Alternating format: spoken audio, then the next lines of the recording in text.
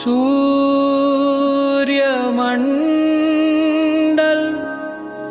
पुत्रम्। नमः सवित्रे जगदेक चक्षुषे जगत्प्रसूति स्थितिनाश हेतवे त्रयीमयाय त्रिगुणात्मधारिणे विरंचि नारायण शंकरात्मन्।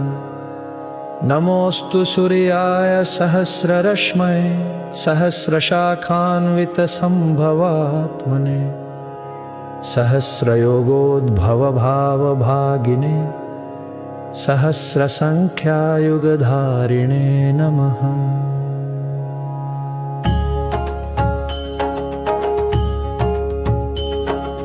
यन्मण्डलं दीप्तिकरं विशालं रत्नप्रभं तीव्रमनादिरूपं दारिद्र्यदुःखक्षयकारणं च पुनातु मां तत्सवितुर्वरेण्यम्। यन्मण्डलं देवगणैः सुपूजितं विप्रैस्तुतं भावनमुक्तिकोविदं तं देवदेवं प्रणमामि सूर्यं पुनातु मां तत्सवितुर्वरेण्यम्। यन्मण्डलं ज्ञानगणं त्वगम्यं त्रैलोक्यपूज्यं त्रिगुणात्मरूपं समस्ततेजोमयदिव्यरूपं पुनातु मां तत्सवितुर्वरेण्यम्।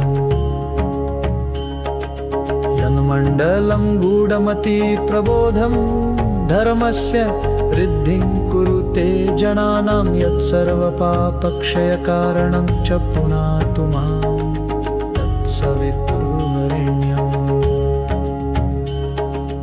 यन्मण्डलं व्याधिविनाशदक्षं यदृग्यजुस्सामसु सम्प्रगीतं प्रकाशितं येन च भूर्भुवः स्वः पुनातु मां तत्सवितुर्वरेण्यम्।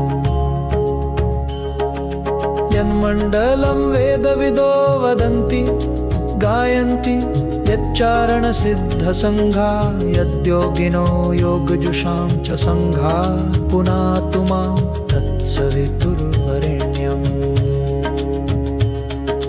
यन्मण्डलं सर्वजनैश्च पूजितं ज्योतिश्च कुर्यादिह मर्त्यलोके यत्कालकालाद्यमनादिरूपं पुनातु मां तत्सवितुर्वरेण्यम्। यन्मण्डलं विष्णुचातुर्मुखाख्यं यदक्षरं पापहरं जनानां यत्कालकल्पक्षयकारणं च पुनातु मां तत्सवितुर्वरेण्यम्। यन्मण्डलं विश्वसृजं प्रसिद्धमुत्पत्तिरक्षा प्रलयप्रगल्भं यस्मिन् जगत्संहरतेऽखिलं च पुनातु मां तत्सवितुर्वरेण्यम्। यन्मण्डलं सर्वगतस्य विष्णोरात्मा परं धाम विशुद्धतत्त्वं सूक्ष्मान्तरैर्योगपथानुगम्यं पुनातु मां तत्सवितुर्वरेण्यम्।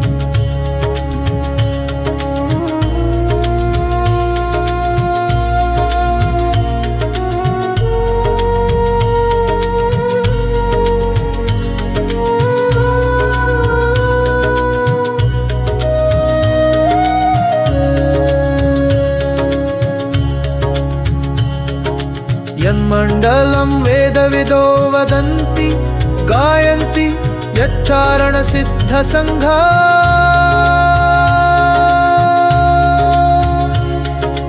यन्मण्डलं वेदविदः स्मरन्ति पुनातु मां तत्सवितुर्वरेण्यम्।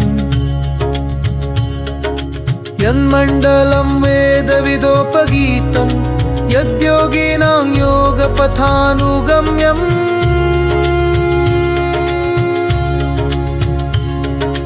तत्सर्ववेद्यं प्रणमामि सूर्यं पुनातु मां तत्सवितुर्वरेण्यम्।